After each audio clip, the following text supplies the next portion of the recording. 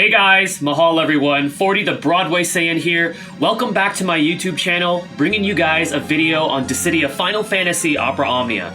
In this video, we're going to be going over part 15 for my video series for Global DFFOO, which is the X Factor. Now for those of you that have been watching my X Factor series and checking out these EX weapons and what they do, generally the way that I have been doing the series is I've been talking about the EX weapons and then letting you guys know if that said character can still perform fairly well without the EX weapon.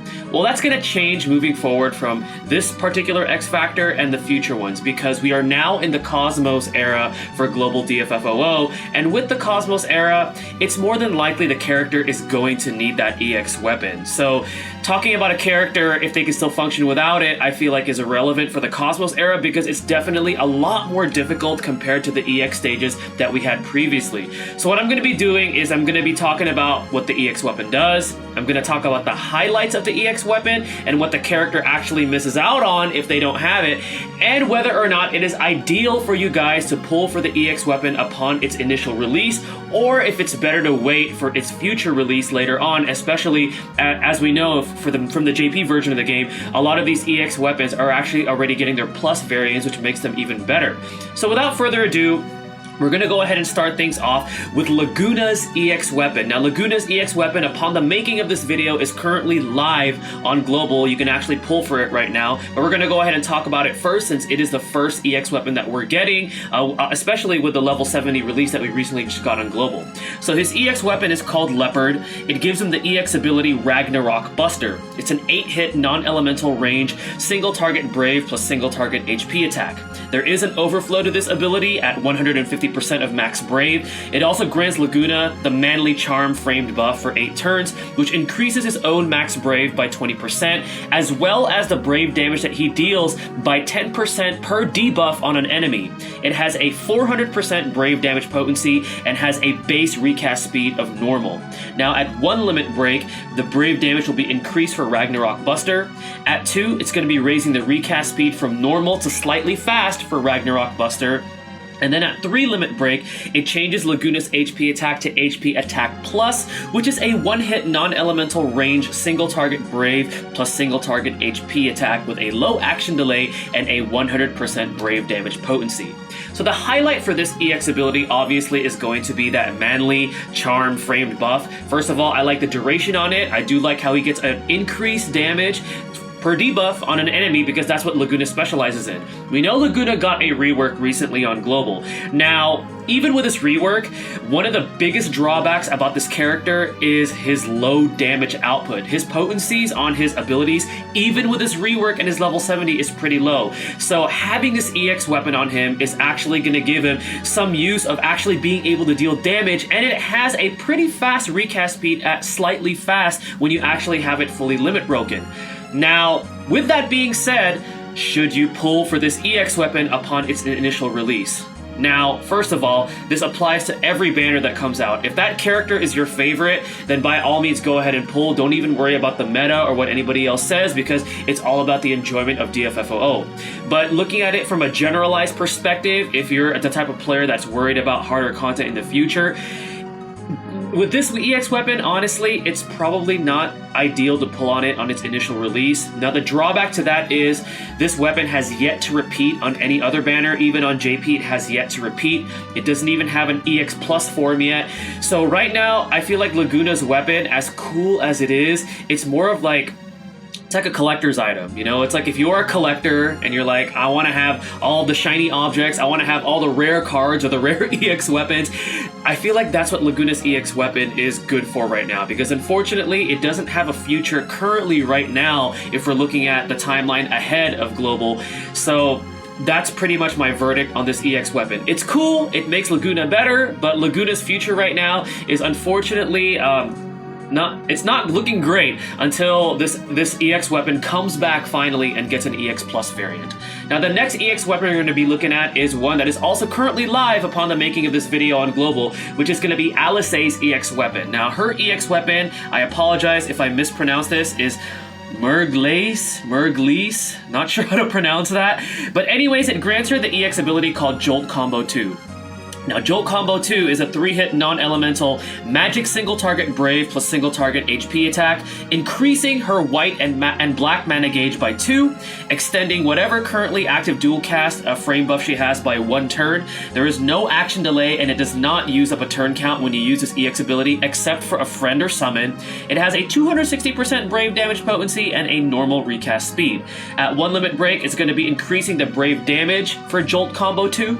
At 2, it grants her the Duelist framed buff for 8 turns, which increases her attack by 20% and speed by 40%. And then at 3 limit break, it raises the recast speed from normal to slightly fast for Jolt Combo 2. So the highlight for this particular EX weapon, if you pull it for Alice, is first of all that no action delay and that no turn count. So she has a mechanic with this ability very similar to what Vayne does. So she's really good at minimizing that turn count, especially for some of the Cosmo stages that we've been seeing that have very, very strict turn counts. This is what this EX weapon is good for. The second thing that it's good for is since it prolongs her dual cast by 1 turn, it actually saves it for you when you use this EX ability. So then that way when her turn comes around next, she still gets that free ability usage because that's what dual cast does. It allows her to have a free ability usage, so then that way she's prolonging her longevity as a damage dealing unit. And then lastly, she gets access to that Duelist framed buff, which allows her to have more speed and have more offensive capabilities. So Alice really misses out on a lot if you don't have this EX weapon, because she misses out on that no action delay, no turn count, as well as prolonging her dual cast and also having another option for offense and a powerful frame buff. But is this EX weapon worth pulling for even upon its initial release? It's another no for me, unfortunately. And again, the favorites rule like overrides that for me. So if Alice is one of your favorites, if she's one of your waifus, then by all means go ahead and pull. But unfortunately, right now, this EX weapon does not have a future currently. There is no plus variant of it. It has yet to be re-released, so the only initial release, just like Laguna's weapon, is going to be on this Lost Chapters banner that's currently live on Global for Alice. So it's another collector's item, unfortunately. So if you decide to pass on it, which I would honestly save gems and not pull for it unless you really like Alice. It's really only good to have as like a collector's item for EX weapons right now until we know what it does later on in the future. And obviously once it gets its plus variant, it'll be more worth it to pull on then, because the EX weapon itself is going to be stronger, the ability is going to be stronger, it's overall going to make Alice a better character later on in the future when we actually know what the plus variant of this EX weapon does.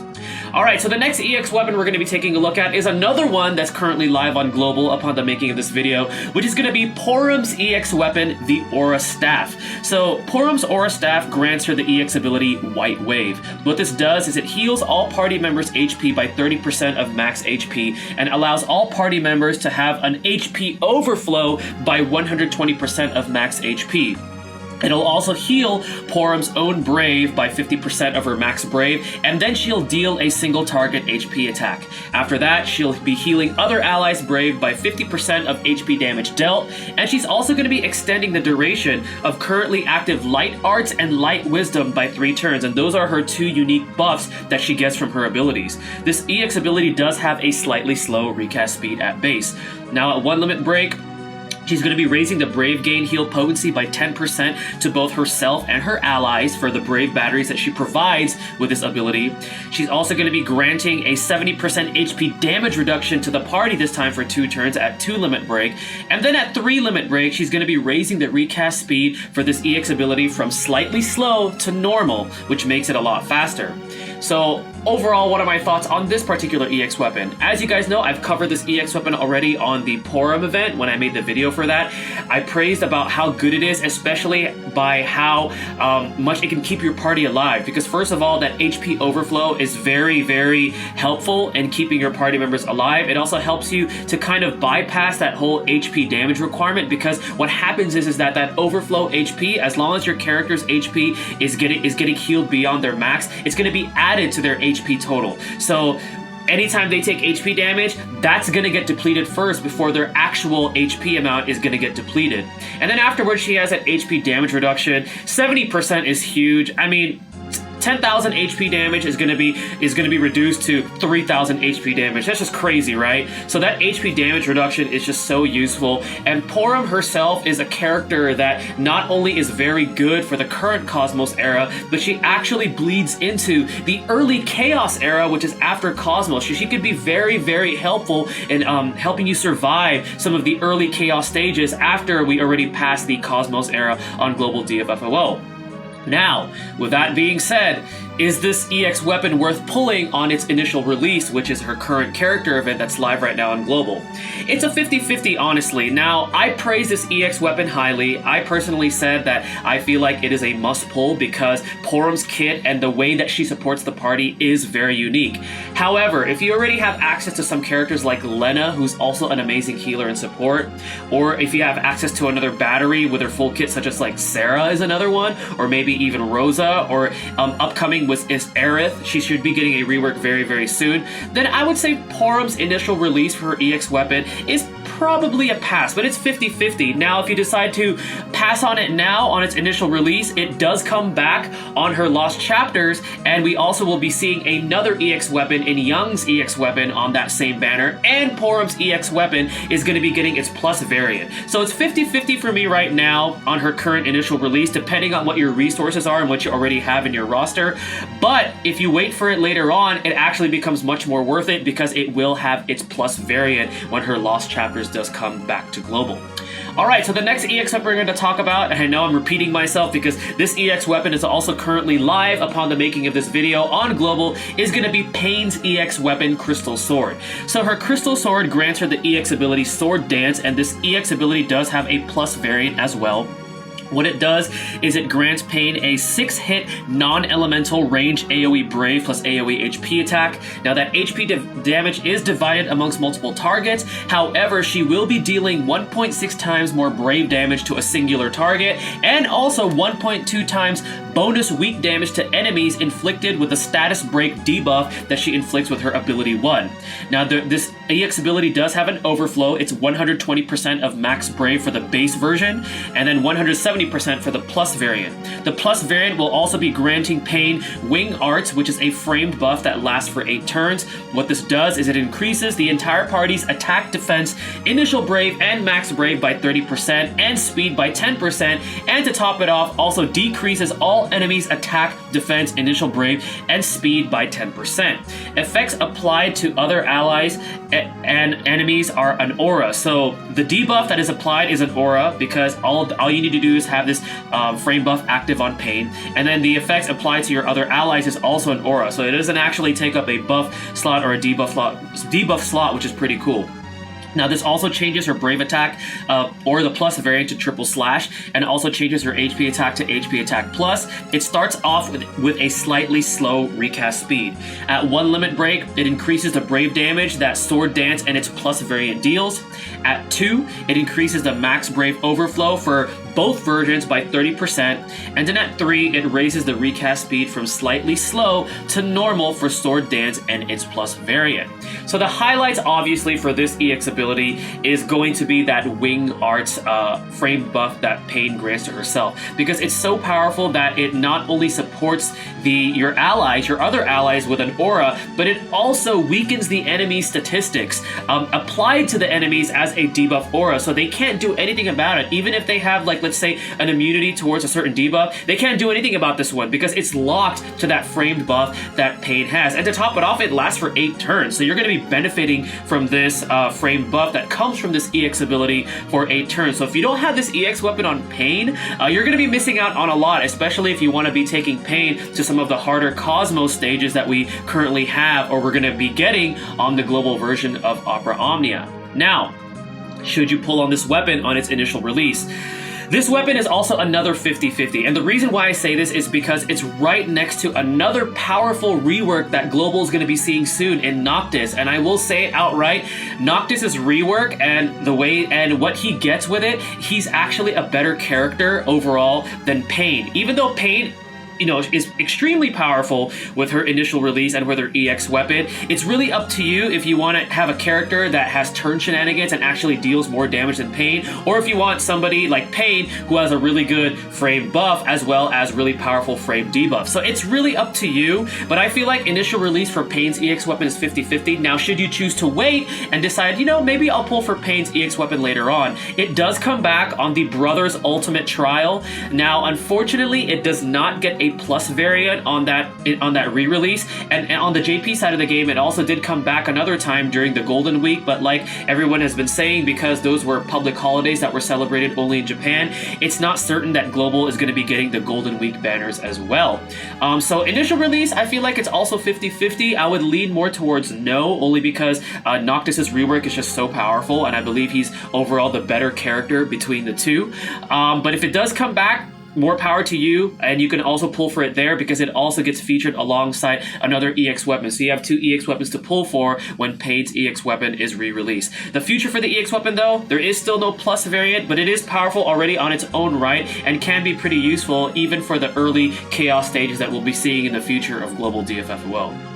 Now, the next EX weapon we're going to talk about is one we have yet to see, but is coming soon to Global DFFOO, which is going to be Yuna's EX weapon, Mirage Rod. So this is going to be granting her the EX ability Grand Summon. What this does is it first summons Valifor, which is her iconic summon from Final Fantasy X, to the field for 6 turns, and Yuna will have like an icon above her head as an indicator of this, and we'll talk about that as we talk about this EX ability. And then what will happen is Valifor will cast Energy Blast, which is a 10-hit non-elemental magic AoE Brave plus single target HP attack, dealing 1.6 times more Brave damage to a single target with an overflow of up to 120% of max Brave. It also deals 50% HP splash damage to other enemies and grants Yuna that Valifor's Blessing for 6 turns. So that's the icon that we were talking about earlier. It increases Yuna's attack and max Brave by 40% and also grants your party members a Brave regen based on 60% of initial Brave, and it also changes Yuna's Brave attack to Sonic Wings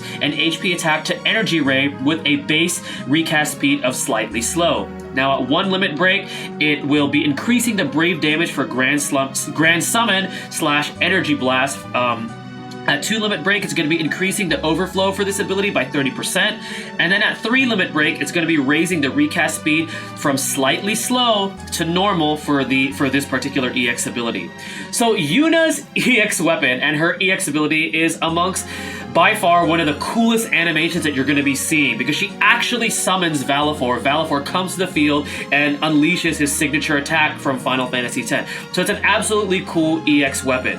The benefits from this EX weapon, if you decide to pull for it when Yuna actually gets her awakening, is that her Brave attack and HP commands actually change into really powerful commands where literally Valifor is assisting Yuna, dealing Brave and HP damage. So she becomes a lot more turn efficient, because the problem with Yuna right now is she suffers from the same similarities as Porum, where they're strictly support and they're essentially just wasting turns buffing the party, battering the party, not really dealing damage. So essentially what happens is that if you take Yuna in your party and you don't have access to this EX weapon, your other party members have to pick up the slack from her not being able to deal, significant damage on her own. So this is what her EX weapon actually provides her: a way to deal damage, a way to change her base commands to actually being able to be more turn efficient.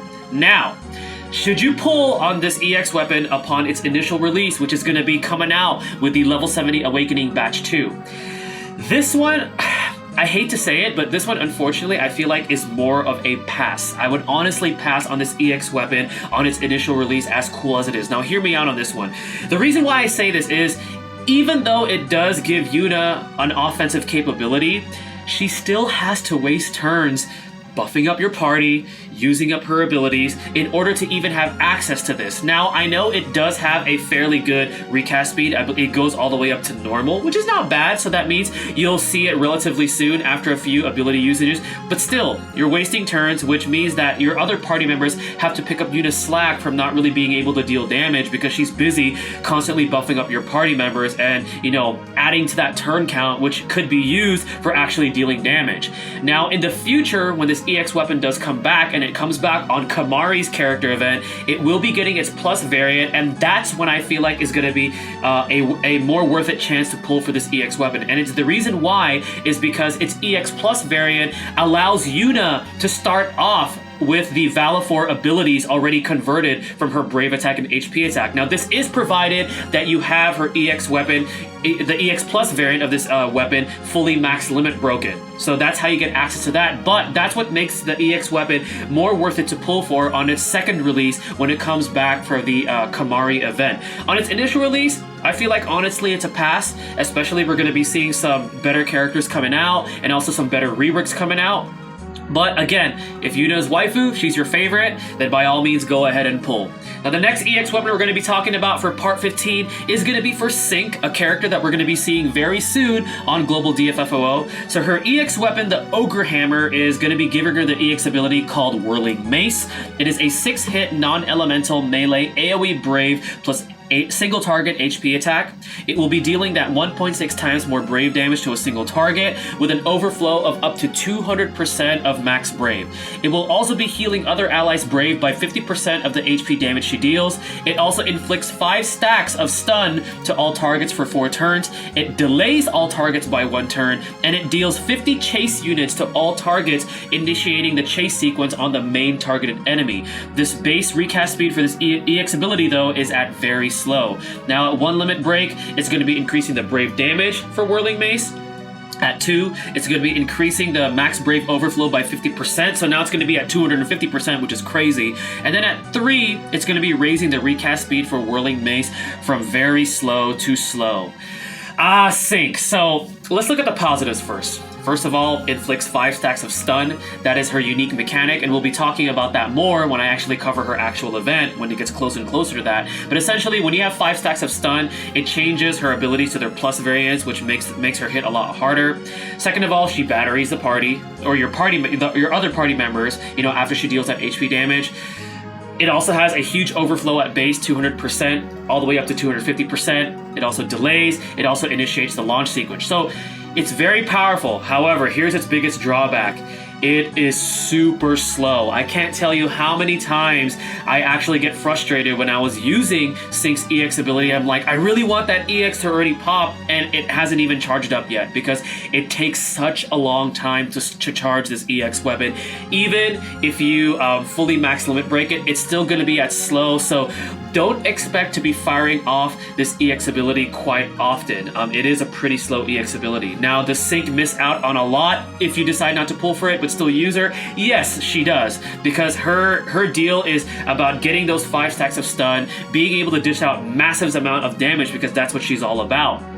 Now, should you decide to pull on this EX weapon on its initial release when her character event comes out on Global, I'm honestly gonna say, again, as much as it hurts for me to say it, because I do like Sync as a character, no, she's gonna be another pass when this EX weapon comes out. And the reason why is because we have another character that is gonna be getting his rework, Noctis, like we talked about when we were talking about Payne's EX weapon on this video. Noctis's rework honestly makes him much more of a viable character, even though Sync is going to be adding a lot more damage to your party. Honestly, she's just another damage dealing unit with, pretty fairly cool mechanic with that stun debuff, but still she's another dime a dozen DPS unit, and Noctis honestly is going to be much better with his rework. He's going to be much better with his own EX weapon because it actually influences his abilities even more now, and overall just a better character compared to Sync upon her initial release and upon her initial EX weapon release. Now, this EX weapon does come back on her Lost Chapters. It does get a plus variant, and it also gets featured alongside Snow's EX weapon with its plus variant, and that is what is going to be make it more worth to pull for when it actually comes back for her Lost Chapters, because not only do you have a chance to pull for hers, but also for Snow's, and Snow actually becomes quite a beast of a tank with his EX plus weapon and with his rework when that actually happens. So I say it's best to wait on this EX weapon when it first comes out, and wait for it to come out on Sync's Lost Chapters, which we'll be seeing later on in the future of Global DFFOO. Alright, so the last EX weapon we're going to talk about for part 15, I do apologize that this one was a little bit longer, but I wanted to cover all the EX weapons that we're going to be seeing for this current month on Global DFFOO, which is going to be Selphie's EX weapon called the Crescent Wish. So this gives her the EX ability Aura. Now, Aura, what it does is it grants the party 3 turns the Aura framed buff, and what this does is it increases their EX recast speed by 20%, and also grants a Brave regen based on 40% of initial Brave. It also heals all the party members' Brave by 20% of max Brave. This EX ability has no action delay, does not take up a turn count except for Friend or Summon, and has a normal recast speed. At 1 limit break, it increases the Brave heal based on max Brave by 10%. At 2, it raises the recast speed from normal to slightly fast for Aura, and then at 3, it changes HP attack to HP attack plus, which allows Selphie to deal a single target HP attack, and then afterwards heal the party's Brave based on 20% of the HP damage that she deals. So this EX weapon is actually pretty cool. So this actually fixes a lot of problems with some of the really slow EX abilities, such as the one we just talked about previously, which was Sync. So Selphie actually helps out with that, and this is one of the reasons why I love this EX weapon so much. I actually pulled on this EX weapon when it first came out on JP, and it helped me out a lot because it came up so quickly. It has a slightly fast recharge speed, and it also benefits any other party members who have an EX ability because it allows their EX abilities to come a lot sooner. So you could actually strategize your party very well if you have this EX weapon on Selphie when it comes out, so then that way you're constantly being able to spam EX abilities, which actually 1, helps you deal more damage, and 2, also helps you clear some of the harder Cosmos content that we're going to be seeing later on Global DFFOO. Now, should you pull on this EX weapon on its initial release? For me personally, I would, because it's pretty powerful. It does something unique in that it allows your party members to have faster recharge rates for their EX abilities, and 2, it also adds battery, and also gives you a pretty good Brave regen at 40%. So I feel like this EX weapon is worth it on its initial release. Now, if you decide to pass on it, it does repeat on this banner that is featured alongside Noctis's EX weapon, and also Lise, a future character we're going to be seeing, is also featured alongside her EX weapon. It comes out for like this special Phoenix event. It's actually very similar to the current Abyss that we have right now on Global, but essentially that's when this EX weapon comes back, and it does get its plus variant, making it a whole lot more powerful and a whole lot faster, meaning you benefit from it further. So if you decide to pull on it on its initial release, I feel like it's already a pretty good pull, but if you decide to wait for it, it's going to be even more worth it because you're going to have 2 other EX weapons to pull alongside for it. So overall, a very good EX weapon on its initial release for Selphie, and if you decide to use Selphie when she gets her Lost Chapters and her level 70 awakening on Global, definitely a good EX weapon to have because it's going to be really cool to see us recast our EX abilities fairly quickly with this EX weapon helping us out. Alright guys, well I know that was a lot of information. Thank you guys for putting up with me on part 15 of the X Factor. Hopefully you guys enjoyed how I kind of changed things up about how I delivered, this particular video series for my YouTube channel. Alright guys, well once again, this is 40 the Broadway Saiyan. Stay tuned for my next video, and mahal everyone.